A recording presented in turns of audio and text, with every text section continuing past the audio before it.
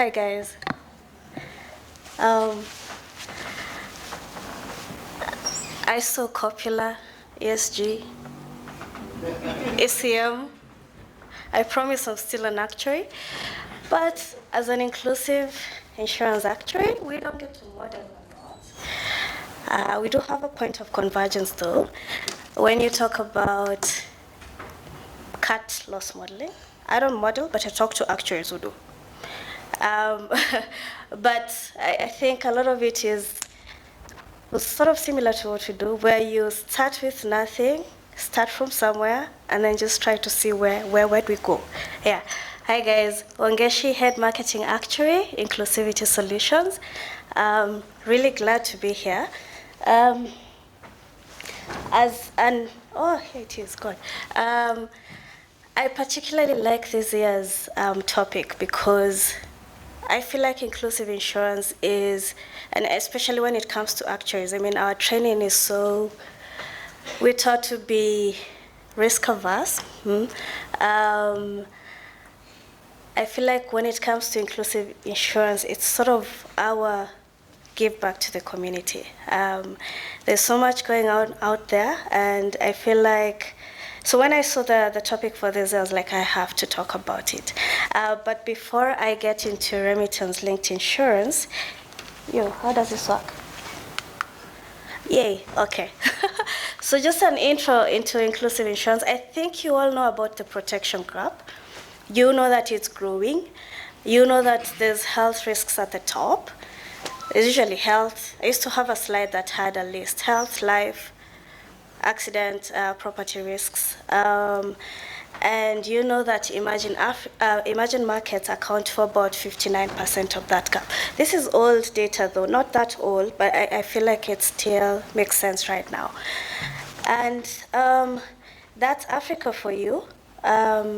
97% is uncovered. So I think Kenya is the norm, yeah? Because Kenya is 3% covered. So you can see where Africa is. But that just means that there are countries in Africa where insurance penetration is maybe 1%, which is a bit scary to think about. But that's what it's looking like. And so when we talk inclusive insurance, it's insurance for guys who have never been covered, so unserved, and then for guys who've not been covered as they should, underserved. Yeah? And that's where we play, that's where I play. So I don't have models as complex as yours. But I will show you some of the complexities in our world in a bit, okay? So what is remittance-linked insurance? That is our topic of the day, something I'm really passionate about because of where it hits. Okay, wow. Before we go into detail, what are remittances? It's just cross-border money transfers. Think, God, I cannot move away from this. Think you're sending money to Tanzania from Kenya, so think M-Pesa Global, World Remit, Mama Money, yeah, that kind of thing. There's one that was very famous. MoneyGram. Was it MoneyGram? Yes. That is your remittance. And what is remittance-linked insurance? It's basically insurance distributed by these providers, remittance service providers, RSPs. So you'll see RSP quite a bit. And it's usually embedded in the remittance customer journey. So also a discussion on embedded insurance. Why is it important? I'll explain why, but before I do that, guys, I like SACCOs because of the way they were created and the segment of the market that they got to serve, yeah? It's basically inclusive banking. And so when you give, okay, so first, even before you talk to SACCOs, your objectives are aligned. Yeah, you want to be more inclusive in finance. And so when you give services, insurance products to SACCOs, you're actually getting a lot of that 97% that we want to cover. And the same thing with remittances. When you look at migrants, a lot of them are living out there. A lot of them are earning not a lot of money and not formally employed. And yet they still have to cover risks back at home in two ways. So say every month I send my mom money. I'm sending her money for sustenance, yeah? She's using that money to eat, pay her rent, etc., etc. Then if something happens to my mom and she needs to go to hospital, she reaches out to me. She's basically transferring her risk to me. Am I an insurer? I do not have the advantage to pull numbers. And so for me, it's very hectic when I have to do that. No, my mom lives in Kenya. It's just an example. So why I like remittances is you find that both senders and receivers face these risk events that we tend to cover with insurance. And when you have insurance, you basically allow this income to continue flowing back home. And you also allow senders and receivers to, basically, you're building their resilience. So that is remittance-linked insurance. That is the global opportunity for you actuaries who want to build business case. I think that has grown since COVID, because you all know what COVID did. And so what I'm going to do, I am going to take you through an actual case study of a product that's in the market that's linked to remittances, and then we're going to look at various models of embedding insurance into remittances and the drama that comes with that, because there is a lot of drama. So here's a context. An MTU is Mobile Transfer Operator, M-Pesa Global for you, is providing free insurance to its subscribers to achieve sustained flows. So they realized when something happens to this sender, the flow of funds is interrupted. If I'm sick and admitted in hospital, I'm not earning money, I cannot send money back home. To its subscribers to achieve sustained flows and increase the resilience of senders and receivers. So basically what has been done is link insurance with remittances, in this case to cover senders. We're going to look at other models where we cover senders or receivers, or both senders and receivers, against unexpected shocks and ensure consistent flows back home. So this is the actual product. This is what is called partner-funded insurance. Basically, yeah, I can see MTN. Basically, MTN paying this premium for its customers. It tells its customers, send money with us this month, and then you're going to have free insurance for the next month. That's what is called loyalty insurance. And what we've basically done is hospital cash. Again, remember that health is such a huge need. And what happens is that the senders are given qualification thresholds. When they qualify into those bonds, then they get insurance benefits that go up. The higher you transact, the higher the benefit goes. And this is the criteria set. This is in Rwanda, that's why the currency is that way. So if you qualify for the basic cover at least one remittance, there is your benefit. You do more, you get double the benefit. If you do even more, you get triple the benefit. And ideally how this works is, as a customer, if I'm in Rwanda and I'm sending some of my money with MoneyGram and some of it with Western Union, I think I'm adding more now. What I'm going to do is I'm going to consolidate that with MTN, because I know at the end of the day, if I transact this much, then this next month, I am covered for hospital cash insurance. Hospital cash is very easy to do because does not require any underwriting. It's very easy for customers to understand. I mean, you are in hospital for 10 days. Here is your 4,000 times 10 nights. Yeah, that's why it's such an easy one to do. And one thing I'm gonna say is a lot of these RSPs are giving these services digitally. And so you find customer journeys on a mobile phone, it's basically digital customer journeys. So what happens is it's very easy to embed, it's very easy to include it in the customer journey, but also once a customer has that policy, what you need to do is make sure that you continue engaging with them digitally. So you cannot tell a customer, call us please if you have trouble. Call us if you need to understand what's on cover.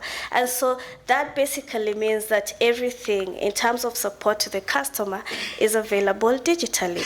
I always say you cannot tell me to get this money market funds where you can enroll on USSD.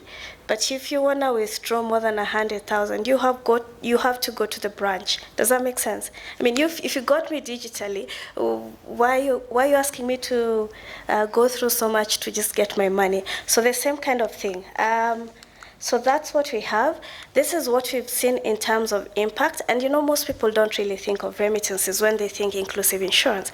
But just look at that. The context is that migrants send money home regularly, but sometimes there are shocks that disrupt that, and there are many problems that come from that.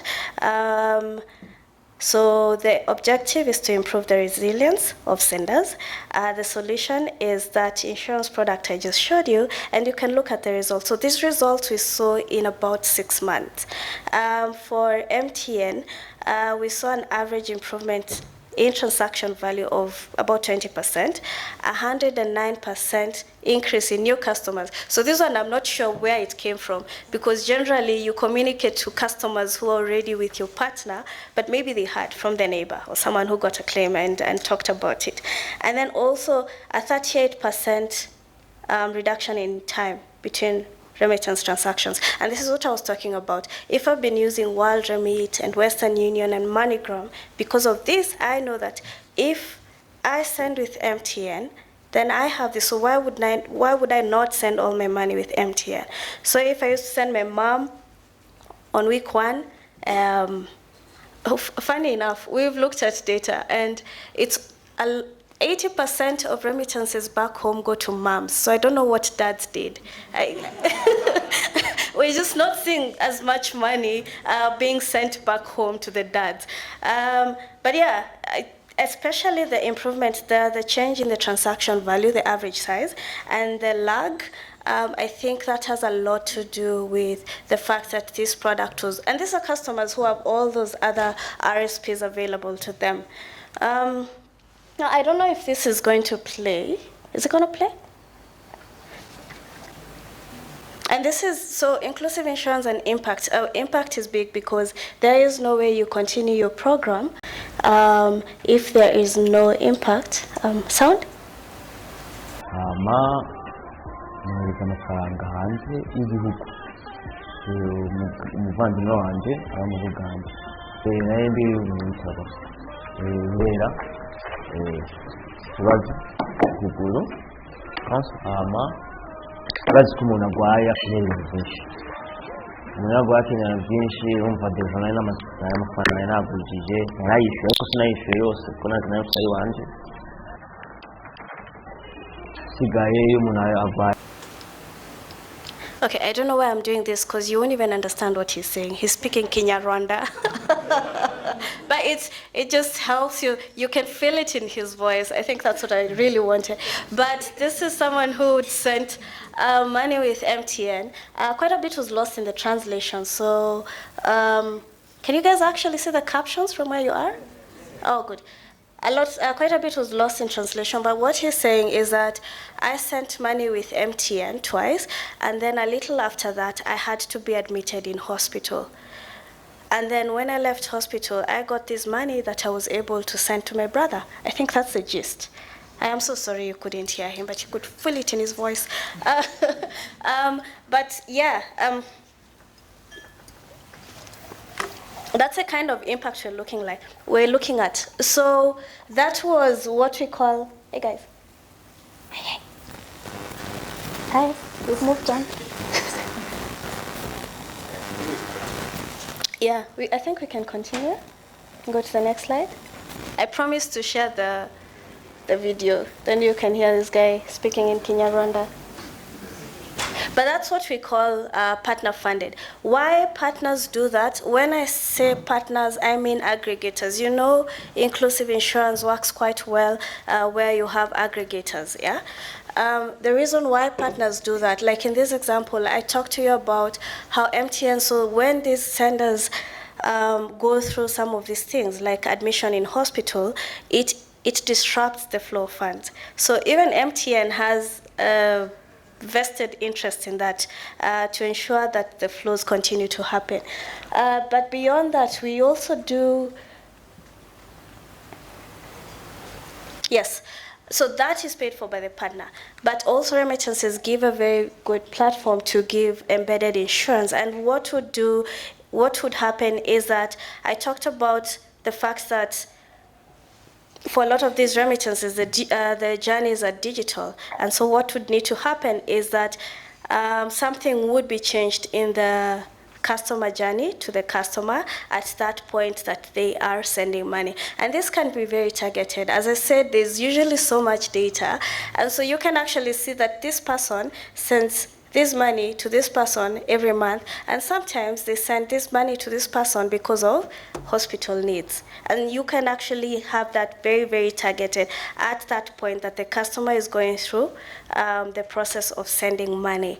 So yeah, I've talked about the fact that remittances are right where we want to target with inclusive insurance, the fact that it's easy to embed in customer journeys, and the fact that there are risks that these guys actually need to be covered. So this is how it would look like if it was embedded. I cannot show you actual results of an embedded remittance product because we are yet to go to full launch, but this is a typical impact of an embedded product. I don't know if you guys know that when it comes to inclusive insurance, getting customers to come back every other month, every other week, every other year to you is a very hard task. And sometimes it's very expensive because if I were a customer, I'd have to remind myself every month to pay this premium. Yeah. So embedding, what it does is it introduces this aspect of frictionless payments. I don't have to go through a hassle to pay my premium, and that makes it very easy. It's kind of like life insurance here in Kenya, where we do check-off facilities. Why it really works is because the customer does not have to go through that process every other month, like, oh God, I didn't die, but I still need to pay this premium. And the next month, I'm still not dead. 3 years later, honestly, am I ever gonna die? So yeah, it's because of that hassle of having to pay that premium, even when this customer knows what exactly they have. When it comes to embedded insurance, that just happens automatically. Like this product I'm showing you is a daily product. Imagine asking guys to pay for a daily product. But because of the frictionless payments, the fact that it's embedded means that they don't even feel it. All they know is that every day they buy data, and every day they have, accident cover for that day. It was specifically targeted to Boda riders, and that it makes a lot of sense for them. So we've talked about covering sender risks. I am in Kenya, I am sending money. There are many models that could work. I got this off Sanford. They've done a really good research. One of the models is what we've talked about, covering sender risks, and these are the complexities that are usually involved because I'm in Kenya and I'm sending money to Tanzania, okay? So the risk is in Kenya. That's easy. The RSP is in Kenya. That's easy. In terms of policy holding, the RSP can be the group policy holder, or you can have the individuals as the policy holders. RSP distributes. Premium collection is easy. We're all in Kenya, collect premium. There's a claim. I'm in Kenya, I get admitted, or something happens to me, I'm still in Kenya. The risk is in Kenya. This is one of the easiest models available, and this is what I talked about with what I showed you. Another model is where we want to cover receiver risks. And why this is important is when receivers go through these risk events, they go back to senders. Remember when I was saying I'm not an insurer? Yeah? So a product that covers receivers would actually make a lot of sense. So the complexities with this is the sender is in Kenya, the receiver is in Tanzania, which means the insurer has to be in Tanzania,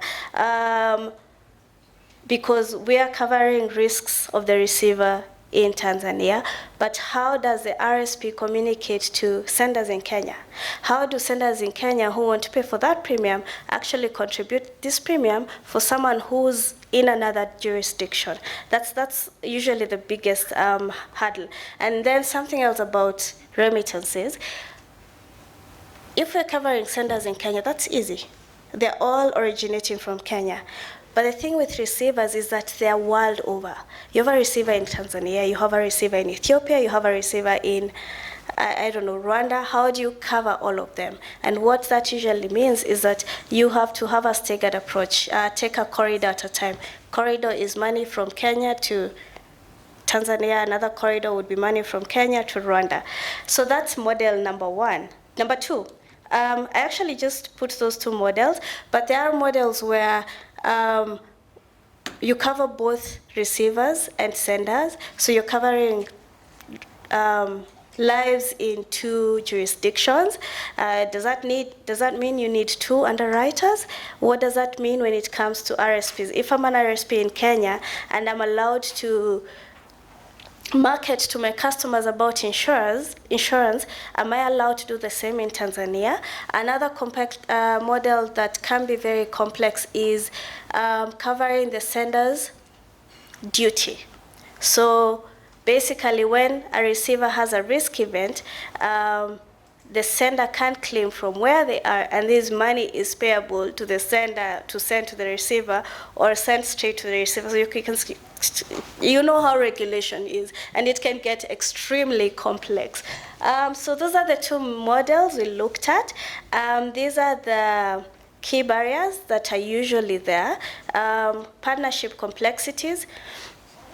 You're dealing with an insurer, an RSP, sometimes an insurtech, all in different geographies, all regulated by different authorities. So how do you work all of that out? And this is not even we've not even talked about the kind of integrations and coordination that would be required. But a lot of these complexities are actually regulatory. The first one being insurers generally not being certain about how these things will be done and not, they sort of hesitate to give these products because you don't know where this product lies in terms of regulation, what will be allowed or not allowed. So that's one. And the second one is regulatory gray areas. Sometimes for some of the regulators don't explicitly say no to these things, but they don't provide for them either. And so how do you work around that? For example, if I am giving a product to senders in Kenya, but covering lives in Tanzania, can I market to the senders in Kenya about a product in Tanzania? Can I communicate to senders in Kenya about the product in Tanzania? But the gray areas are so many, sometimes we just stumped. But it does help that a lot of these regulators are willing to coordinate between themselves. Like if you decide to cover both senders and receivers, basically need two regulators in two countries, quite likely two insurers to coordinate everything. But a lot of that needs to be worked out for this to work. And then another one is regulatory barriers. This comes in because of things like digital signatures. In some areas that's not allowed. RSPs are not allowed to collect premium in some regimes. Just areas where the country has not yet gotten to that point, and so the regulation has explicitly said no to that.